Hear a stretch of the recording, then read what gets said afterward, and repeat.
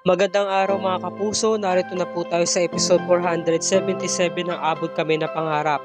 Sabi ni Carlos, huwag kang maingay. Talagang kinuha niya yung pisngi ni Lynette. Kumuha siya ng tela para busalan ng bibig nito. Nakakaawa naman talaga siya. Pagkatapos nun, lumabas si Carlos ng kwarto kasi nga nakarinig nga sila ng busina ng sasakyan. Hinanda na niya yung bote panghampas do sa kung sino mo yung papasok. Nagulat siya, anak pala niya si Harry. Sabi niya, Harry, ano ginagawa mo rito? Paano ka nakapunta rito?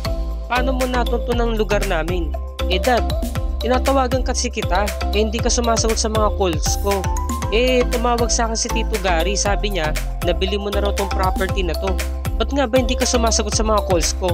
Pasensya na anak, wala kasing signal sa lugar na to. Dad, nandito lang naman ako para makasiguro kung okay ba kayo. Huwag ka mag-alala, anak. Okay lang kami ng tita Lynette mo. Nasaan po ba siya? Ang totoo niyan, wala siya dito eh. Ganun po ba? Pumunta na siya sa bayan, nag-grocery. Hindi ba masyadong delikado kasi masyadong gabi na? Safe dito, Harry. At saka meron naman siya masasakyan na tricycle sa labas, dyan lang sa may kanto. Ngayon, nagwawala si Lynette. At nakakuha siya ng baso. Inihagis niya. Sabi naman ni Harry, si Tita Lynette ba yun? So, syempre, gumawa ng paraan itong si Carlos para mapagtakpan yung kasamaan at krimen na ginawa niya. Sabi niya, okay lang kami dito, Harry. At saka, baka yun yung ginawa naming sa kwarto. Hindi kasi masyadong matibay, kaya nahulog. Baka nga, yun nga. Ganun ba? Kasi dad, sabi kasi sa akin ni Annalyn, meron siyang patutsada sa'yo na meron kang araw ginawa na pinakasalan mo raw si Tita Irene. Pagkatapos, kasal pa raw kayo, hindi man lang daw kayo nag-annulled, pinakasalan mo naman si Tita Lynette. Walang katotohanan yan, Harry. Alam mo naman na si Annalyn, sumulat sa pool pa lang, galit na galit sa akin. Ayaw niya sa akin, di ba?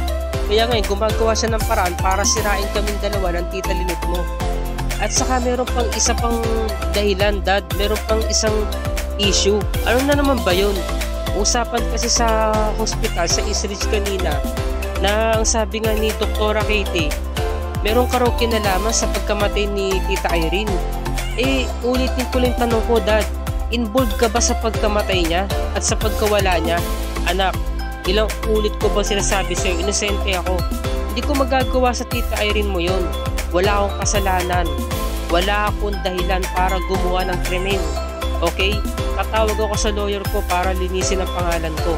Pero dad, nakapag-submit na ng kaso yung kaibigan ni Irene. At ilang oras na lamang ipapasa na to sa korte. At syempre ikaw ang tatanggap nun. Kailangan ikaw mismo ang humarap sa sabina na ipapadala sa'yo. Talaga ba? Sabi ni Carlos, nagalit na siya. Gagawa daw siya ng paraan para mabaliwala yung kaso na pinaparatang sa kanya at papatunayan na inosente siya dahil kukontakin daw niya yung lawyer niya. Sabi naman ni Harry, okay ka lang ba dito, Dad? Huwag kang mag-alala, anak. Okay lang kami ng Tita Lynette mo. Bakit meron kang sugat dyan sa may kaliwang noo mo? Ito ba? Nung kakapunta lang kasi namin dito ng Tita Lynette mo, meron kasing tumawid na aso to sa dinadaanan namin, kaya yun. Nabangga ako doon sa may manibela na minamaneho ko. Huwag kang mag-alala, anak. Okay na okay lang kami ng Tita Lynette mo dito. Safe kami. Ganun ba, Dad? Nag-worry kasi ako eh. O paano? Alis na ako. Sige anak, ingat ka. Nagyakapan yung mag-ama.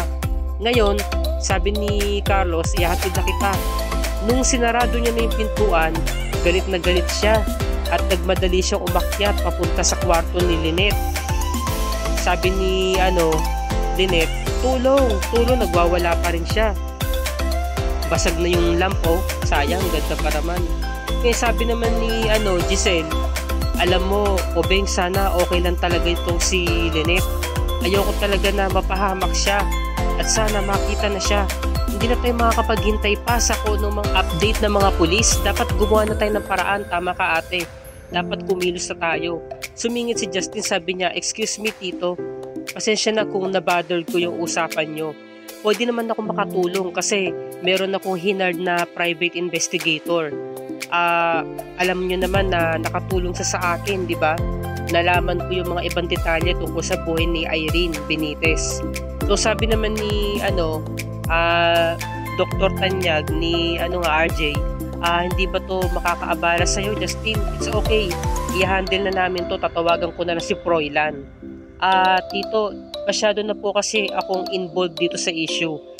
At saka gusto ko lang po talaga makatulong. Sabi naman ni Giselle, sa tingin ko makakatulong talaga siya. Hayaan na natin siya.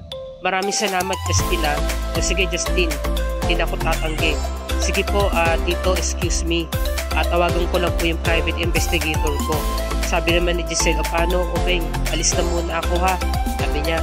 Ngayon nakita ni RJ na meron doon isang pasyente na kinausap ng nurse nila. Sabi niya, ma'am, meron pong naghihintay sa inyo, meron pong gustong iabot. Nakita niya yung lover pala nito nag-abot ng bulaklak. Naalala na naman niya si Lynette, diba? Dahil nga sa Red Roses, dyan sila nagkakilala. Binigay niya, diba, binili niya yung natitirang paninda ni Lynette para ibigay mismo sa kanya. Kaya nga kinilig nga si Jose. Sabi naman ni Obeng, sana ligtas ka lang talaga, Lynette. Ngayon sabi naman ni Carlos, ano ba? Ang ingay-ingay mo. Tinanggalan siya ng busal sa bibig. Sabi ni Lynette, sino yung pumunta? Narinig ko may kausap ka. Alam ko na mayroong tao. Si Harry ba yun? Sabihin mong totoo? Wala, hindi mo siya kilala. Kaya huwag ka na magtanong. Si Harry yun, di ba? Nagsinungaling ka. Gumawa ka ng palusot para hindi niya malaman yung ginagawa mo sa akin. Ganyan ka na ba talaga, Carlos? Lahat na lamang ng mga mahalaga sa buhay mo, pinagsisinungalingan mo. Ha? Sabi naman ni Carlos, tumigil ka na, Lynette, tumahimik ka na. Akala mo hindi mo ako maluloko? Okay, sige. Sabihin na natin na wala akong magagawa sa ngayon, pero ito lang masasabi ko. Darating ang araw na kabubuhian ka ng lahat. Lulubayan ka na nila lahat dahil napakasinungaling mo at napakasama mong tao. Sinabi na tumigil ka eh. Sinampal na malakas si Lynette. Isa pa.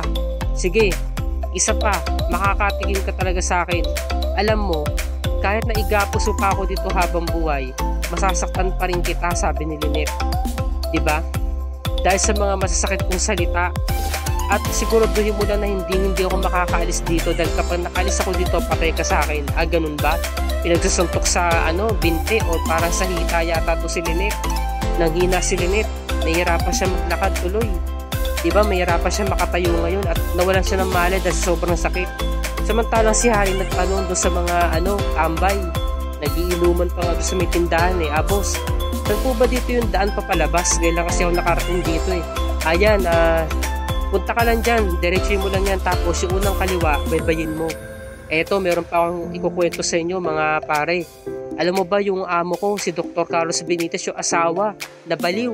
Ang hirap pala talaga kapag yung babae nakunan, no? Maaring mapunta sa pagkabaliw. Kanina nga nagpakita sa akin. Di ko mawari kung tatakbo o tatakas. Buti na lamang dumating si Doc Carlos. Pumilit itong si Harry, sabi niya, excuse me, si Doc Carlos Benitez ba yung pinag-uusapan niyo? Oo. Kilala mo ba siya? Ano ka ba niya?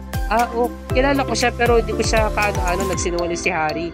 Inalam niya, di ba? Ngayon, nakita ito si Dax saka si Zoe. Dax, okay ka na ba? Doktora, buti naman at nakasalubong kita. Alam mo, Dax, pupuntahan talaga kita sa room mo para i-check yung kalagayan mo. Doktora, ito nga pala para sa'yo. Sana naman, huwag mo nang tanggihan. Ngayon, tinanggap ni Zoe kasi nga, meron nga silang plano ng mami niya, di ba? Yung paikutin itong utak ni Dax.